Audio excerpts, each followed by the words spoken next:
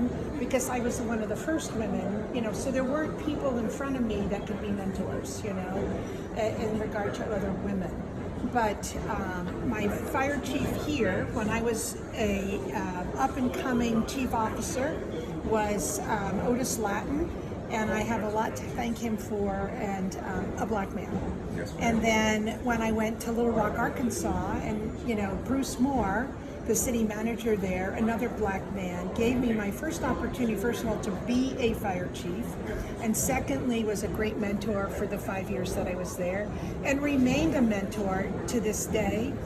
You never see a city manager. I left that city and went to Austin, Texas to be their fire chief, and at my swearing-in ceremony in Austin, my city manager from Little Rock, the city I just left, was there supporting me. Well, let me ask you a few questions, Chief, because you're talking about how other people help you along your path, but I think some of the people out there want to know, because you're a pioneer.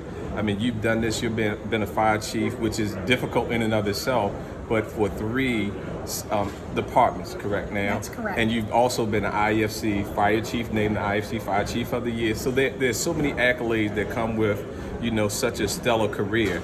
And so we know that even though these other people have supported you, that there was so much that, you had to still carry the weight.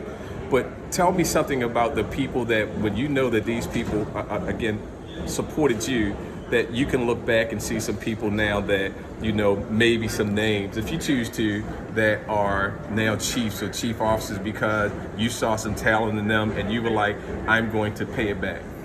So, you're right. And sometimes you forget that you've had that influence, yes, ma'am. Because you just do it because that's who you are. It's not like you consciously go out and say, oh, this person's going to be the next chief.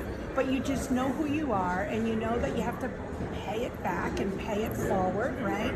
Both ways.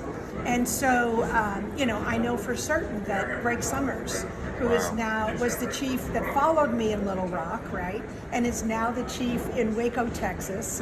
And he kind of jokes around, he goes, yeah, I'm following you, Rhoda Mae, because I left Little Rock and I went to Texas. So he left Little Rock and now he's in Texas, right?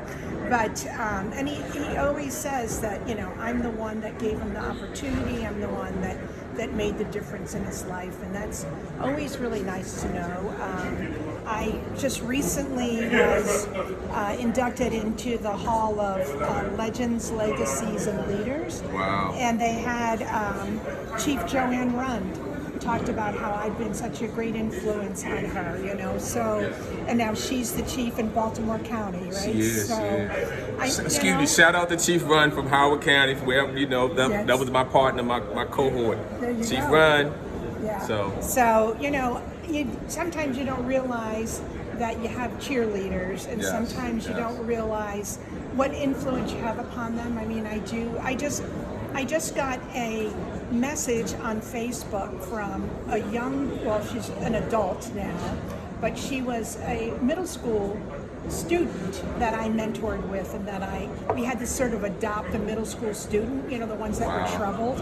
And I just heard back from her for the first time in probably, 30 years, 40 years, and just telling me how much she appreciated what I did for her and how I saved her. Well, and I think that lends to the fact when they say, when someone wants to be something, and this has been a Caucasian male dominated, it's just the statistics. I'm just talking the facts. That's the facts. But when we have the print material for so many times, we would see it and it would be Caucasian male. But I think when people see people or potential firefighters see people that look like them, they say, oh, if she can do it, now I can see myself being the fire chief, being a firefighter. Yeah. So I think that's so important that, yes, ma'am. And you know what, I think it does work because, I've been in 3 departments, and in every department, we improved the number of women. Not only did we hire more women, but we also promoted more women in each one of those departments, So, I think it's partly like you just said. It's like if you can see what you can be, it makes a difference, So I just, and I'm so excited that here in Fort Lauderdale, for the first time in our 109-year history, we have a woman in every rank in the entire department, from firefighter all the way through to fire chief, right? And that includes ocean rescue, because ocean rescue is under my authority and command as well. So we have a woman that's chief of the whole ocean rescue, and then there are women lieutenants and obviously women ocean rescue lifeguards. So.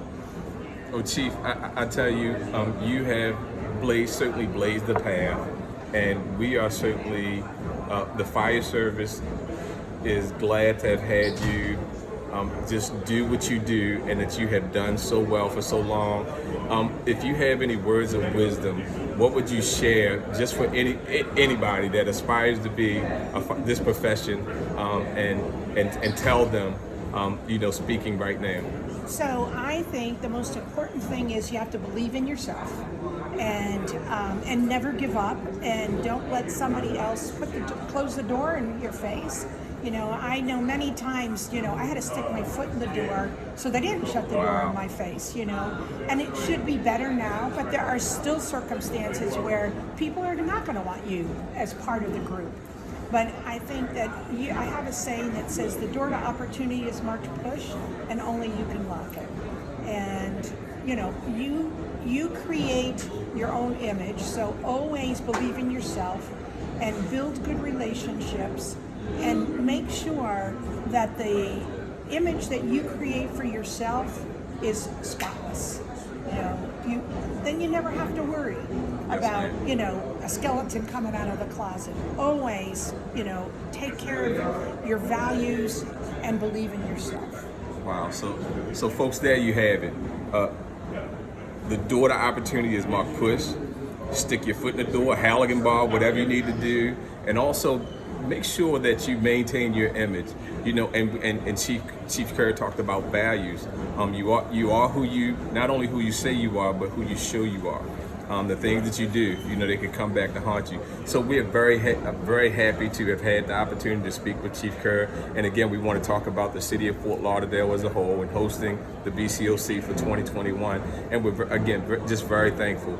And we wish Chief Kerr the very best in her career. We don't know how much longer she's going to grace us as the fire chief, but she did make a statement that this may be her last stop. But things change when you're leaders of her caliber. But we just thank you again, Chief Kerr. Thank you. And be blessed in whatever you decide to do. Thank you so much. Yes, ma'am. I'm thrilled. Thrilled. To be